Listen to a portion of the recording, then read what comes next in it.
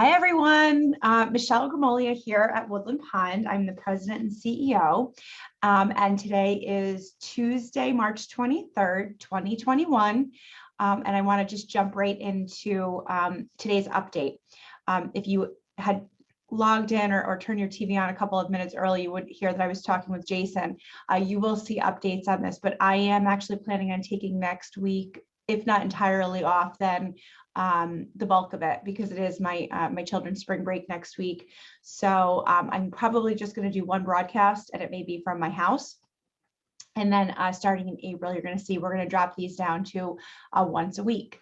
So that'll be good. I think we're going to do those on Tuesday. So stay tuned on that. But as we're getting into, more, of a routine again, and things are kind of moving along, we have less of a need to have sort of these constant updates. So keep and stay tuned for that. So I do have a couple of things that I want to cover today, but first and foremost, I want to talk about just the announcement over the weekend that we did have a positive staff member that tested positive, and the resultant decision to just scale back a couple of our highest risk activities. And we did get a lot of questions over the weekend, and it was evident to me that I need to do some more sharing of information and a little bit more education about the vaccine process and so forth. I actually found it very interesting because although in our announcements on Saturday or Sunday, whichever day this came to light, we didn't indicate a vaccine status for the staff member. It was widely presumed that the staff member had or had not been vaccinated. A lot of people attributed this positive result to the vaccine, and we had not indicated this person's status at all about the vaccine. So I just wanted to kind of go through that process a little bit. So I do have a memo that it will be printed and issued as soon as I'm done with this address. And so I'm just going to kind of go through and I'm going to read this, and then I have a couple of other announcements. So this is a memo dated today, March 23rd, 2021. And it starts out to say that we recently had a positive staff member on campus, and that as a result of that, we did add limited safety measures following that test, which had come from a routine weekly test of that staff member. And a number of you, residents and family members, had asked me to address a few points over the last couple of days. So first and foremost, yes, this was a result of routine weekly testing of staff. All of our staff are continuing to be tested weekly, even if they're vaccinated. And those people that work in the health center at all, whether they're in the health center or both in independent living and the health center, are actually tested twice a week, every week. And this particular staff member actually does double duty. She works throughout the entire campus. So she actually gets tested twice per week. And that's how we ended up with this positive result. So everyone's continuing to get tested, whether you're vaccinated or not. And most of our staff, because most work in the health center, are getting tested twice a week. So that has not changed. The next question was, yes, vaccinated people and people that have had COVID in the past can still test positive for COVID, and they often do. So that's why it's so crucial for us to constantly be testing not only our staff, but the approved caregivers and visitors to campus, because you absolutely can still carry and potentially transmit COVID, even if you've been vaccinated. So it's crucial that we test everyone. Because we really want to keep this virus off the campus. So being vaccinated or not does not preclude someone from needing to be tested.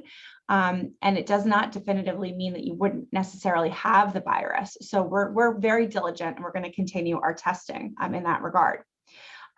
Currently, this scientific evidence has not come out to say whether or not the vaccine prevents someone from contracting and transmitting COVID. I think that's very important because a lot of you questioned the ability of someone that has been vaccinated to test positive. And, unfortunately, the science just has not determined that yet. So what the science has determined is that if you do contract COVID and you're vaccinated, that you're much less likely to have serious illness. You may have no symptoms at all if you're vaccinated. And you most likely will avoid serious illness, hospitalization, and death. So right now, we are thrilled that so many people are vaccinated on this campus. because, all of the residents are high risk and none of us wants to be very, very sick. But we're still waiting for that science that's being, under review right now to figure out how much someone that's vaccinated actually, is prevented from contracting COVID or transmitting. But until that science comes out, we're assuming that everyone can still pick this virus up, and just won't have as severe of a reaction if they do contract it, because that's what the science has come out and told us so far. So we're keeping our eye on that, but we're working with what we have in hand right now. And the next question is, yes, this staff member actually has previously had COVID. And this positive result may indeed be related to her prior bout with COVID, but she's been COVID-free and returned to work for some time. And in that intervening period between when she had COVID and this test, she's had many negative test results. So there's a possibility that this positive test result was related to her prior round of COVID, of having had COVID, but that was some time ago, and she's had many negative results in between. So for us, that's indeterminate. So we don't know why she tested positive, but as you'll hear on my next response, yes, we treat all positive results the same way, as if they are the real thing. And we've always treated the positive results this way. We don't plan to change our approach to that until or unless the New York State regulators, the federal regulators, or the CDC tell us definitively that it is safe to disregard a positive result. At this point, we certainly have seen a significant reduction in the number of positive results, but we are all very comfortable with treating each and every positive result as if it's real, because we don't know differently at this point, and we can't determine necessarily the cause of a positive result. We are not at a point yet where the vast majority of Americans are vaccinated. There's still plenty of virus going around, and I don't think that any of us would want to be in a situation to say, oh, this is a false positive, or this was attributed to this or that, and then ultimately not be careful and have the worst possible outcome result from that. So we will continue to treat these as real positives, unless, as I said, the regulators, the science, the CDC tells us that in this case, you can safely disregard a positive result. Otherwise, for us, same as it's been for a year, a positive is a positive, and we treat it as if it's the real thing.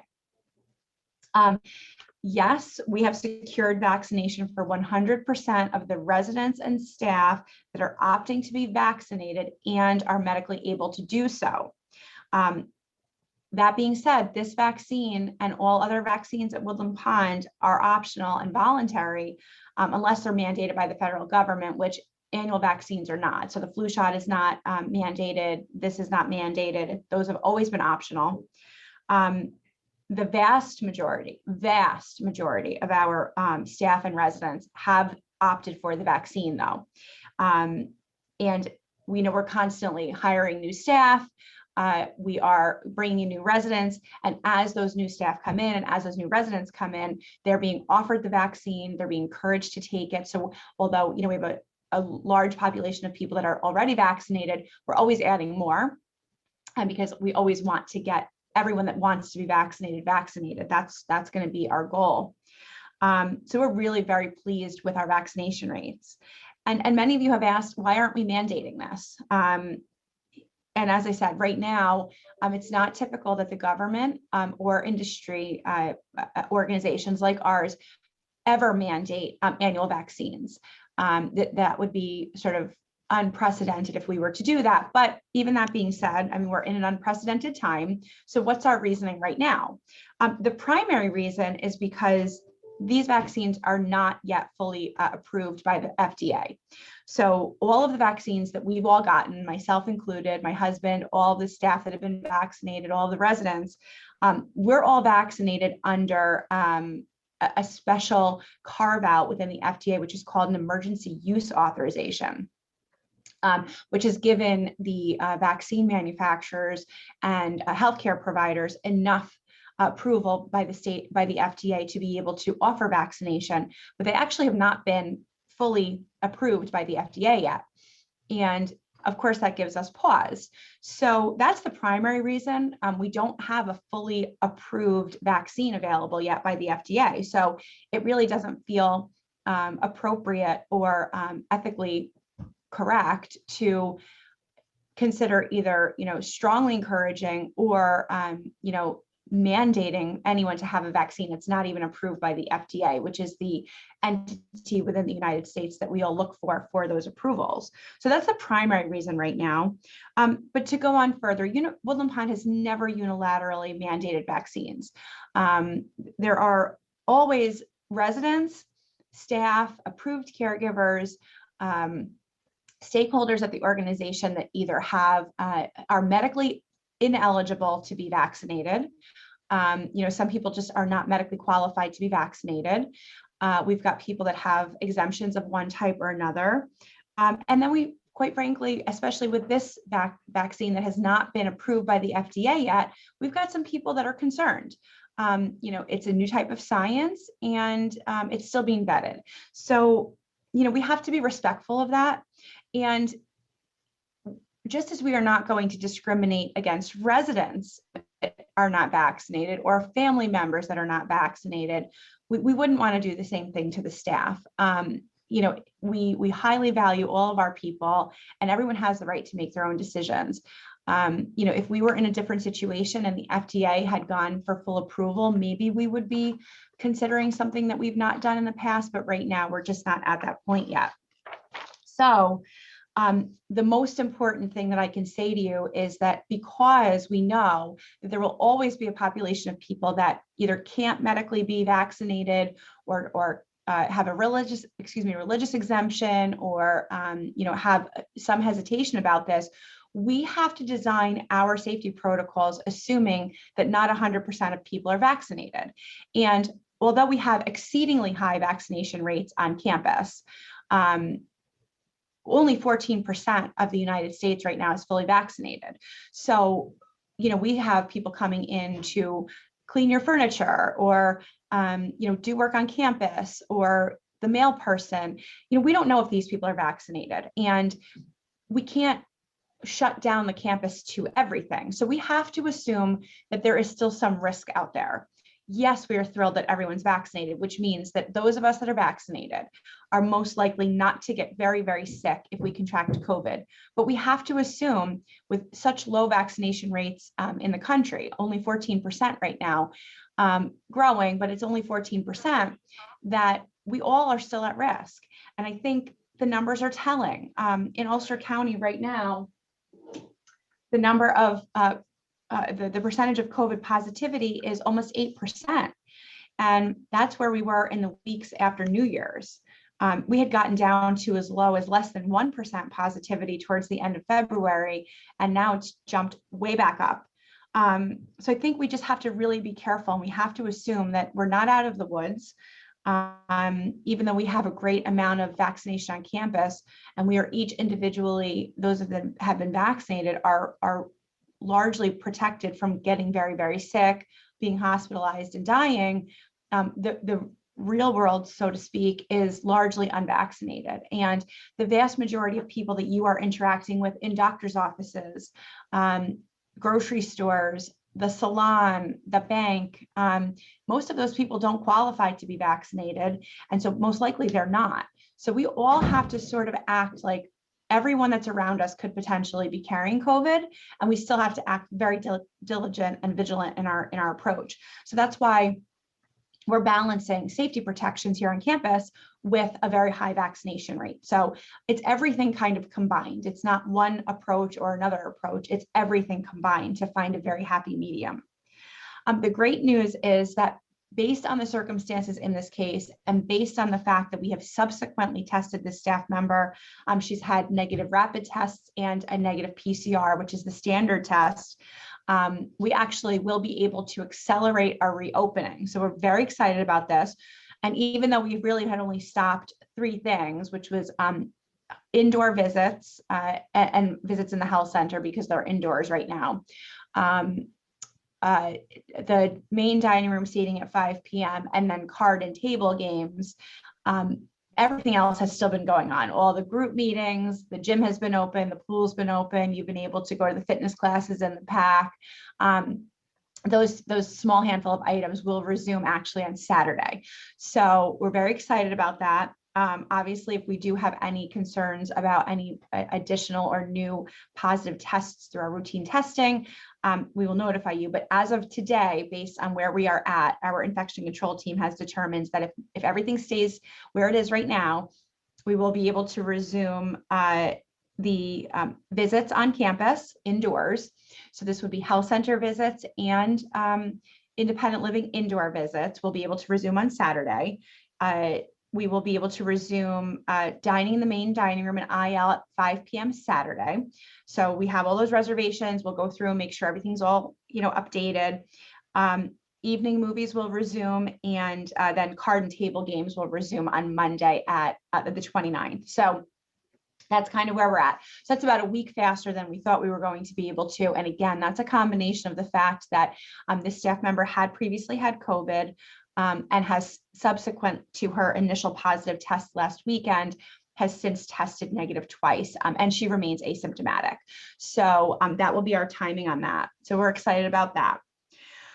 The next thing, which relates to the health center, and this is really significant to those people that live in assisted living and Garden View, especially, we actually have made some headway with the state and the epidemiologists, and effective immediately, those residents leaving campus for a routine medical appointment will no longer need to be placed on droplet precautions for a 14-day period of time.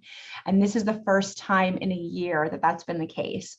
So for those of you that have obviously been affected by this and you've gone out to a necessary medical appointment, you've come back, you know that you've been placed on a 14-day period of droplet precautions, which has significantly limited your ability to do things on campus, go outside, those kinds of things. Effective immediately, if you go to a routine medical appointment, you will no longer need to be on a 14-day period of droplet precautions after that appointment. And that is related to assisted living and Garden View. And we're so excited. Again, this is going to be my written memo. Of course, we're still asking, because of the high prevalence of COVID out in the community and the relatively low vaccination rate of the community at large, which is still, as I said, only about 14% across the United States. We really do only want folks to try to focus on leaving campus for medically necessary appointments. We still want to help you facilitate as much telemed as we can. But if you do have to go off campus for a medically necessary appointment and you do live in assisted living or Garden View, you do not have to face a 14-day period of droplet precautions effective immediately. So I thought you would be thrilled to hear that. I know that we are. And then the last thing that's in the memo, this is very important to independent living staff and approved caregivers. As you all know, we've modified and changed our registered nurse time on campus in independent living to accommodate for independent living visits and some other changes. Starting next week, the independent living COVID test clinic for the weekly routine tests will not be open on Mondays, Tuesdays, and Wednesdays anymore. It will be open rather on Thursdays and Fridays all day. So starting at 8 a.m. on Thursday till 4 p.m. and then 8 a.m. on Friday till 4 p.m. starting next week. Actually, this week, start this week, Thursday and Friday, will be the Independent Living Art Studio test clinic hours. And I did send out an email to that effect to the companion emails and to the staff of Independent Living, but this is also in my memo, which will go out to all residents and stakeholders as well. So if you are an approved caregiver that needs to get tested weekly, please make sure that if you've already tested this week, you will need to test again on Thursday or Friday of this week, and then you'll always be on Thursdays or Fridays going forward. That's been a necessary change as a result of a number of the changes that we have going on campus with visits and so forth. So when you get my memo today, if you have any questions at all, just let me know and we'll go through that. Okay, just a couple of other things.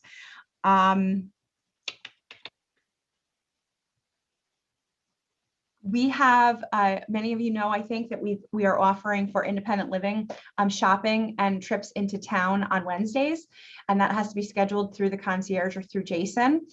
We have quite a few open slots. So I know that a lot of you have asked questions about, can I go get my hair cut? Can I go do this or that?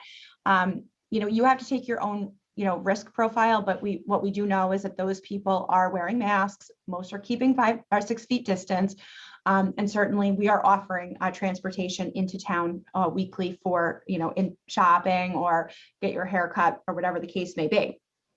So if you're thinking about doing that, please contact the concierge and we'll get you on one of our vehicles to take you. And we again continue to recommend that you just don't ride in your car with another resident if they don't live in your household or unless someone is an approved caregiver for you. And that's simply because there is just no possible way to safely distance within a personal vehicle. So we really think that you should be avoiding that. They're very confined spaces. The germs will just bounce all over the place. And so we're just asking that you try to avoid riding with each other in the car. If you don't live in the same household, take our bus. We've got lots of available spots. You just need to call and arrange for that. Just again, a reminder that although we expect all activity on campus to resume on Saturday, right now, all independent living interest group meetings, committee meetings, the gym, the pool, the PAC for fitness classes, all of that's open. That never was restricted as a result of this positive test. We've tried to really keep absolutely everything in as intact as possible. We had just taken off the calendar the most risky things, which was the dining room because it's unmasked, card games and so forth, because they're up close and personal and there are cards exchanged and game pieces exchanged. But everything else on your calendar has been going on. So, please make sure that you're looking at the calendar for today and through the rest of the week. Make those gym appointments, make those pool appointments, and go to those meetings because they're all happening. And incidentally, just a reminder that outdoor visits for independent living likewise have not been canceled. So, you don't need to make appointments for those. If you'd like to have a family member come visit you outdoors with no entry into the building, you don't need an appointment for that. And those are going on, throughout. We hadn't taken those off during this brief pause period.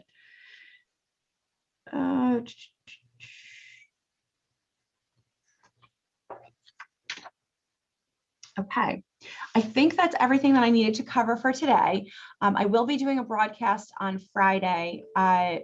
That'll be probably my last Friday, but we'll notify you in the calendar. I think I'm going to be switching to every Tuesday starting next week and then running through April. But like I said, the biggest takeaway from today's video is that based on where we are with all of the factors, it looks like we're going to be able to add back those few things that we had placed on pause starting this Saturday. So if you would like to have someone come visit, you can call the concierge and find out, I'd like to have an indoor visit. This is when I'd like to have them come. You can certainly do that by calling concierge or reception. And then, as I said, the main dining room will reopen for that 5 o'clock seating this Saturday. And, we're really looking forward to, just adding back those couple of things again. So I hope you all have a great day and I will see you soon.